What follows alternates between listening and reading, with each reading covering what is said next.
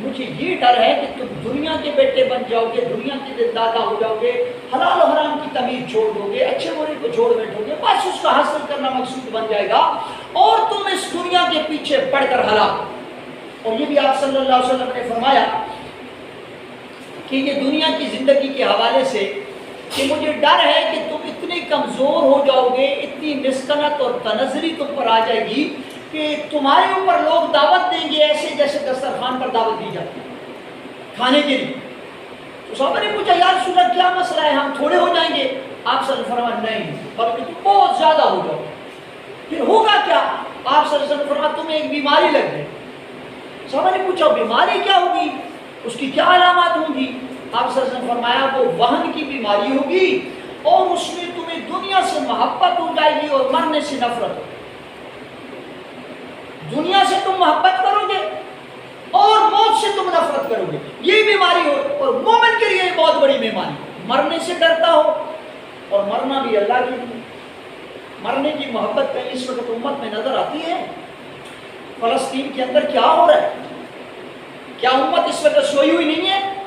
بڑی بڑی standing armies, بڑے حکمران، بڑے باقی، بڑے سکالر، بڑے دانشور، بڑے خطیب، کہیں یہ آواز نظر آتی ہے؟ کہیں یہ بات ہو رہی ہے؟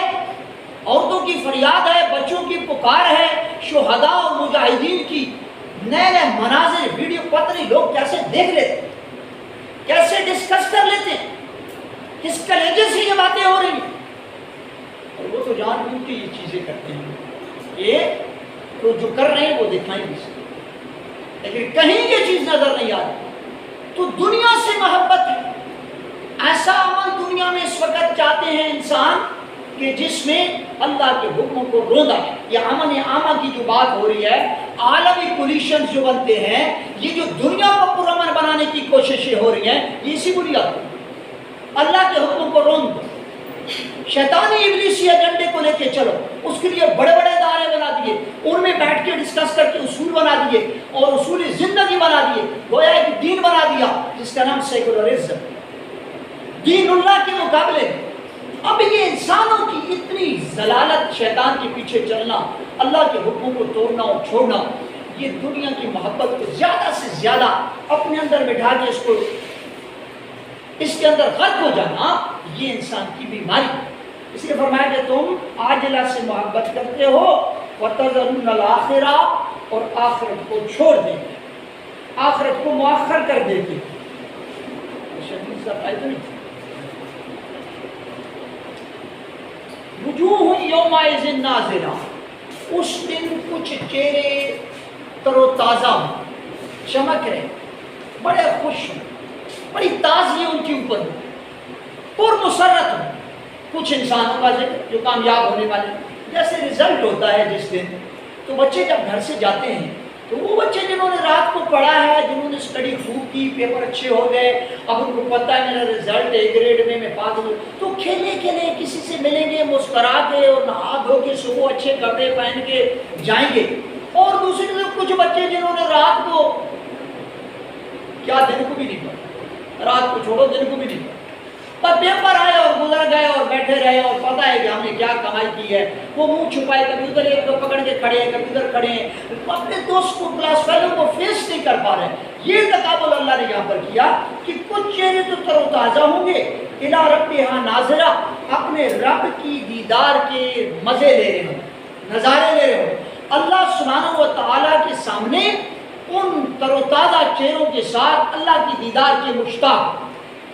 وَوُجُوهٌ يَوْمَئِذٍ بَاسِرَةٌ، اور کچھ چہرے ہوں گے تھکے ہارے، ان کے اوپر تھکاوٹ اور وہ کالا پن چھایا ہوگا، کوئی تازگی نہیں، کوئی امید نہیں۔ تَظُنُّ، گمان کر رہے ہوں گے، أَن يُفْعَلَ بِهَا فَاقِرَةٌ، کہ ان کے ساتھ کمر توڑ سلوک ہونے والا ہے، ہمارا جو رزلٹ آنے والا ہے، آج ہماری تباہی اور بربادی کا دن، انہیں پتہ اندر سے، وہی جو بَلِ الْإِنسَانُ عَلَىٰ نَفْسِهِ بَصِیرَةٌ، انسان اپنے آپ کو جانتا ہے، میرے پاس کیا ہے، میرے نامہ اعمال میں کیا ہے، میں نے کیا زندگی گزاری، وہی بات یہاں پر پہ ظاہر ہو جائے گی۔ اور ان کے چہرے تھکے ہارے ہوئے ہوں گے اور اس انجام سے ڈر رہے ہیں۔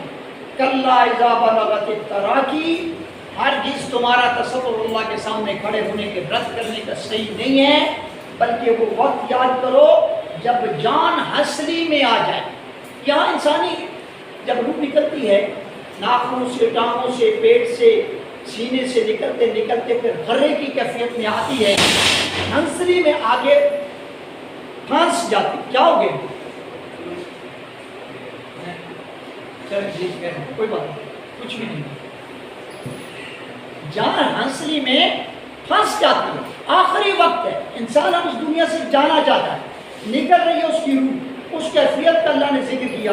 وکیلا، اور کہا جاتا ہے من راق، ہے کوئی جھاڑ پھونک کرنے والا، ہے کوئی ایسا دارو دوا دینے والا، کوئی ایسا دم کرنے والا کہ یہ کیفیت ٹل جائے اور بندہ ٹھیک ٹھاک ہو جائے، اٹھ کے بیٹھ جائے، بچوں سے باتیں کرنی شروع کر دے. یہ طلب ہوتی ہے، یہ خواہش ہوتی ہے ان وارثوں کی بھی اور جانے والوں کی بھی. ہائے کوئی ہے، کوئی کہیں سے کوئی میرے لیے کوئی دوائی کرامت ہو جائے. اس کیفیت کو اللہ نے ذکر آگے. اچھا، اِلیٰ رَبِّکَ یَوْمَئِذٍ الْمَسَاقُ وَالْتَفَّتِ السَّاقُ بِالسَّاقِ، اور پنڈلی سے پنڈلی جوڑ دی جائے گی. اِلیٰ رَبِّکَ یَوْمَئِذٍ الْمَسَاقُ، اور تمہیں تمہارے رب کی طرف ملاقات کے لیے جانا. یعنی یہاں سے واپسی نہیں. جب روح ہنسلی میں آ گئی، اب کوئی دم، کوئی دوائی، کوئی دارو، کوئی انجیکشن، کوئی حکیم، کوئی طبیب اس وقت کو ٹال نہیں سکتا. سفر آگے کی آگے طرف جانے والا ہے اور تمہارے رب کے ساتھ تمہاری ملاقات ہونی ہے. آگے اس کا انجام جو ہے چند آیات رہ گئی ہیں، انشاءاللہ ہم اگلی نشست میں مکمل کر لیں گے. میری پھر گزارش ہے کہ ان صورتوں کو، ان مقامات کو ذرا تحمل سے قرآن کی کو تفسیر کھول کے اس کو پڑھیں، ایک آیت کو اس کو ریپیٹ کریں، اس کو دہرائیں، اس کی تاثر کو اپنے اوپر لینے کی کوشش کریں. انشاءاللہ محبت اور ایمان دونوں میں گہرائی اور اضافہ آپ کو نصیب ہوگا اور قرآن سے تعلق شعور انشاءاللہ بنتا چلا جائے. جزاک اللہ خیر.